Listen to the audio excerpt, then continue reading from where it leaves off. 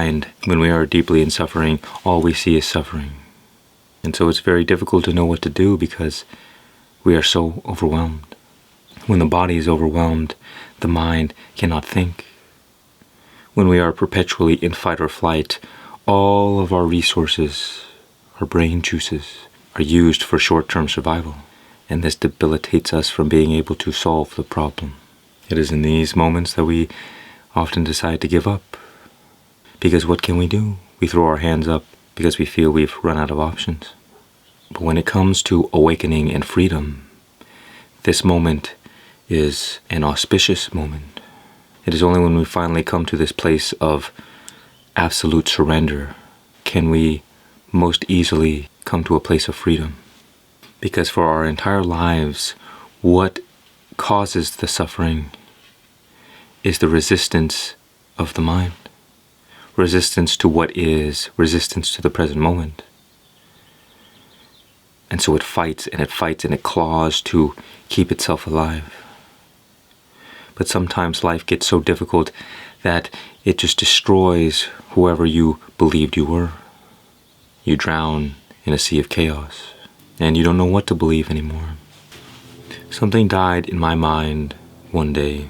I don't know exactly how to put it into words, but whatever it was, it prevents me from keeping the struggle alive in my mind so much that whenever life becomes very difficult or stressful, or my mind is trying to reinforce some kind of identity by judging other people or judging my life circumstances or judging myself, I return to the same place that is, oh, I don't care, and then let go.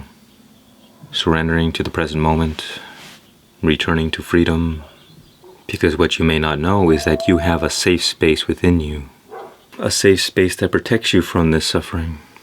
And so you see, life is happening in the present moment. And so the more we are separated from the present, the less we are truly living and the more suffering that we experience. This is why the mind is the source of all of our suffering. It's because it operates in past and future, judgment and contrast, whereas being fully present is beyond duality. It's beyond space and time. So the more we are separated from life, the more we are aligned with death. And with death comes suffering and pain. And so the only thing that we have to come to realize is that life is in the present. And the more we are separated from life and the present, the more we are aligned with death. Like when you turn off the lights, darkness is what remains. Because life and light and energy and the present moment, these are all synonymous. They're all at one with each other. And it is our mind identification that fuels this separation. So the more heavily we are identified with our mind, the more suffering we will experience. But you are not your mind and you are not your body. Because if you were to close your eyes right now and ask yourself, who am I? What would you find? Who would you find? Whatever you experience can never be the true you. Because in order to experience something, you need an object of experience and a subject to experience that object. So whatever you experience is always the object. And so you can go through it and contemplate this. What are the things that you experience? All the things that you experience are other. Can you experience your body? Can you experience your mind? Can you experience your personality? Can you experience this human form? And yet all human beings attach their identity with one of these things. And so our identity becomes separated from our true place, our true essence. That is our eternal state as consciousness. And this consciousness is the source of all life. Which is why when we are fully present and in a flow state, we are at our best. Because we are acting from a place of consciousness and not from a place of mind. But think about it, we've spent our whole lives conditioned into believing we are a certain way.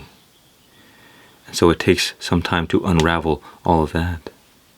The more attached we are, the more difficult it is to become detached. And so you see, what happens is that we are here as consciousness, and here's the mind, and here's the body over here, and here's the physical world, experiences and things happening.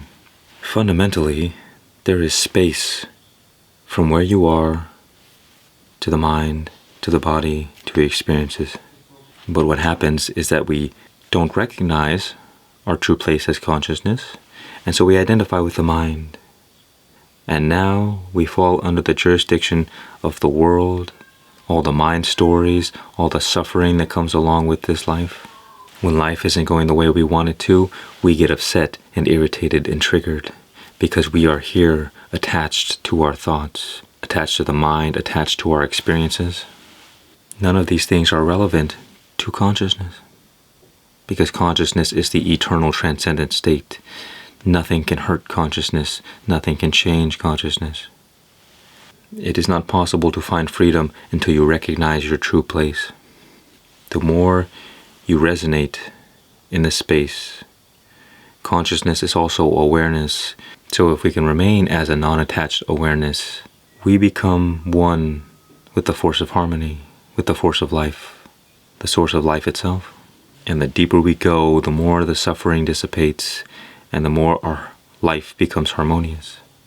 We don't deal with the same problems anymore because it was the mind creating all the problems. Like I said, the mind is the source of all suffering, and consciousness is the source of all joy, all love, and all peace. We spend our lives trying to get things out in the world that we think are going to bring us happiness, never realizing that nothing in our experience in this life will ever truly bring us happiness, but rather things in the world facilitate bringing out the happiness that is already within us. And so you can tap into this without needing anything in the world. You can have absolutely nothing. You could be dying with a deadly disease in a hospital bed, and everyone around you looks at you and says, "Oh, what a shame." But if you have found your true self, you would be looking at all of them and saying, "Oh, what a shame."